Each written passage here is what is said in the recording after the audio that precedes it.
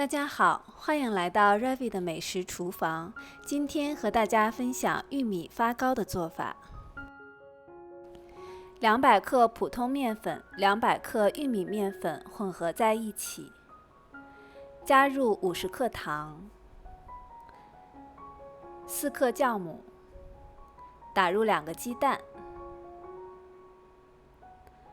然后加入340克的水，搅拌均匀。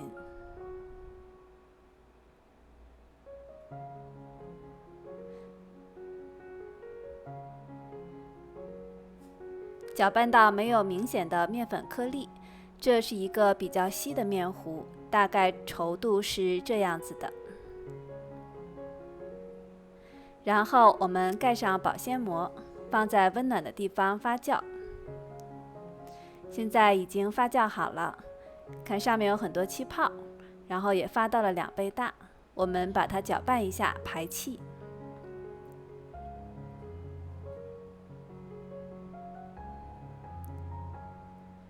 取一个模具，然后在模具的底面和侧面均匀地涂上油。我用的是黄油，你也可以选择其他的油。然后把面糊倒入模具中，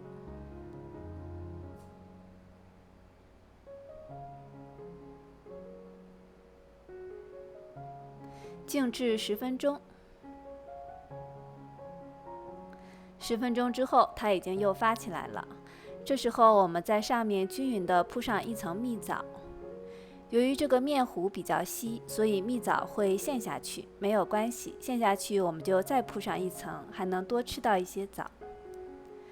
之后，我们把面糊放入锅中，大火蒸25分钟。25分钟之后看它已经长得很大了，金黄色的，很漂亮。我们把它拿出来脱模，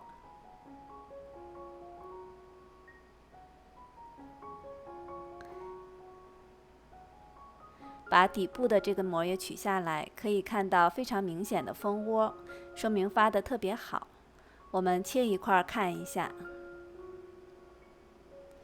看里面的蜂窝非常的丰富，非常的松软。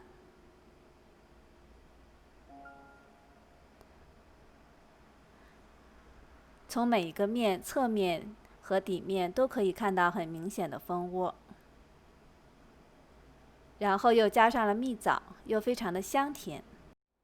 我们的玉米发糕就做好了，加入了粗粮更健康，加入了蜜枣味道又更好。不知道您喜不喜欢呢？今天的视频就到这里，谢谢您的观看。如果您喜欢我的视频，欢迎点赞、订阅、转发。我们下次再见。